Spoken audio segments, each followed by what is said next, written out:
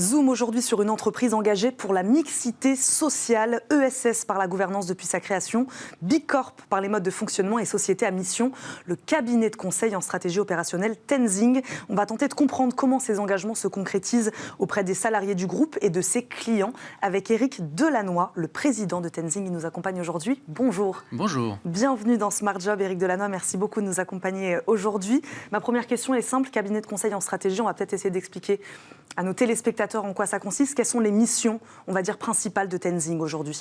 Les missions principales de Tenzing vis-à-vis de ses clients, ce sont des missions d'amélioration opérationnelle, d'efficacité opérationnelle. Nous aidons les entreprises, grandes ou moins grandes, à mieux fonctionner, à optimiser leur mode de fonctionnement, mais avec un certain nombre de valeurs. C'est un marché qui aujourd'hui est assez important. Les grands noms, c'est Accenture, donc on peut le nommer.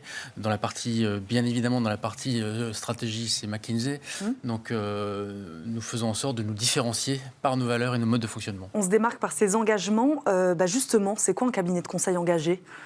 Un cabinet de conseil engagé, c'est un cabinet de conseil qui a pris conscience d'une part que dans ce monde du conseil en stratégie, c'est un monde très élitiste qui recrute dans la plupart dans les mêmes écoles et que finalement il y a un gâchis de talent énorme. Donc un cabinet de conseil engagé, c'est un cabinet de conseil qui va recruter sur les compétences, sur les talents et non pas sur les diplômes. Aujourd'hui, expliquez-nous qui sont vos principaux clients. Est-ce que ce sont des entreprises engagées elles aussi ? Et sur quels critères justement vous déterminez qu'elles le sont elles aussi engagées ? Alors aujourd'hui, c'est toutes les entreprises, notamment les entreprises du CAC 40, les grandes entreprises, qui ont des besoins d'optimisation de leur fonctionnement. Qu'elles soient engagées ou non, ce n'est pas à ce stade le problème. D'accord. Nous avons maintenant, depuis quelques années, développé une offre spécifique pour aider les entreprises à formaliser leur engagement.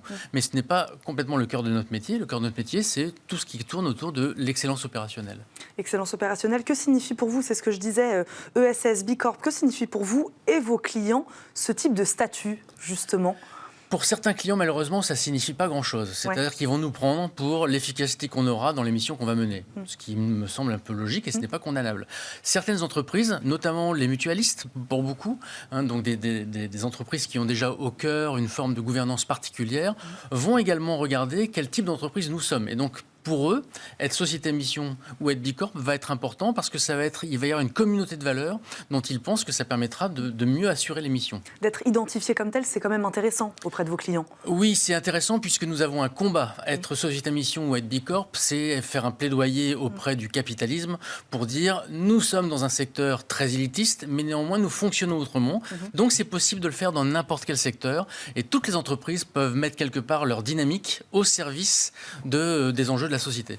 Quelles sont concrètement vos actions de lutte contre les inégalités sociales ? Vous avez dit mixité sociale, notamment dans le recrutement, on va en parler.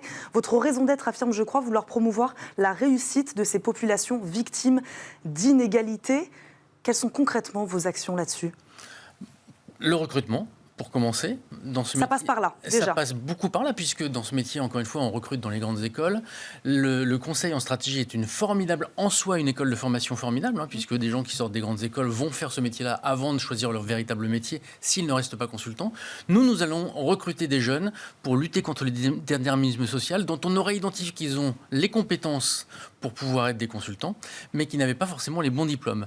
Donc lutter contre le déterminisme social en faveur de l'égalité des chances, c'est permettre à un certain nombre de jeunes, notamment de milieux populaires, d'accéder à un métier auquel ils n'auraient jamais eu accès. Et ça, c'est une action concrète. On privilégie les compétences plus que le diplôme. Ah, tout à fait. Nous avons construit un outil de recrutement qui permet de sélectionner ces jeunes par rapport à leurs compétences. On ne regarde absolument pas le diplôme. Ce qui fait qu'à travers l'ensemble de nos consultants, nous sommes aujourd'hui une cinquantaine, nous avons la moitié de ces jeunes consultants qui ont des diplômes universitaires, qui ont quelquefois très peu de diplômes, qui ont des BTS et qui finalement n'ont pas les diplômes qui sont dans les standards de ces métiers. Et pour vous, c'est intéressant de s'ouvrir à ces nouveaux profils aussi ?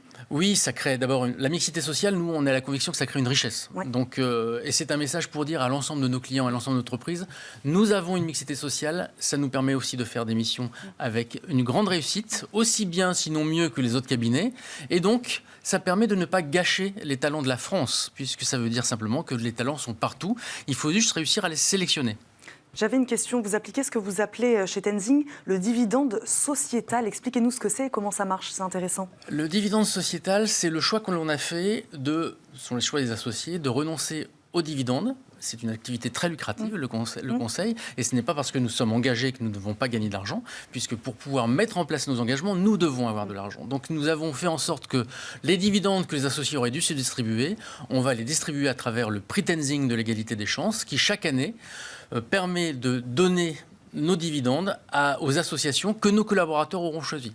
Depuis notre création, c'est-à-dire il y a 6 ans, nous avons distribué plus de 500 000 euros à une quinzaine d'associations qui sont toutes des associations qui s'attaquent aux racines des inégalités. C'est donc le deuxième vecteur. Un premier vecteur, c'est le recrutement. Deuxième vecteur de notre engagement, c'est soutenir les associations qui luttent en faveur de l'égalité des chances. Merci beaucoup Éric Delannoy de nous avoir présenté vos engagements aujourd'hui, les engagements de la société Tenzing. Je le rappelle, vous êtes son président. Merci beaucoup d'avoir été avec nous aujourd'hui dans Smart Job. Merci à vous de nous avoir suivis. On marque une courte pause et on se retrouve tout de suite dans le cercle RH. Je vous le disais, on fera un point avec nos invités sur la crise de recrutement que connaît actuellement le secteur de l'hôtellerie-restauration. À tout de suite.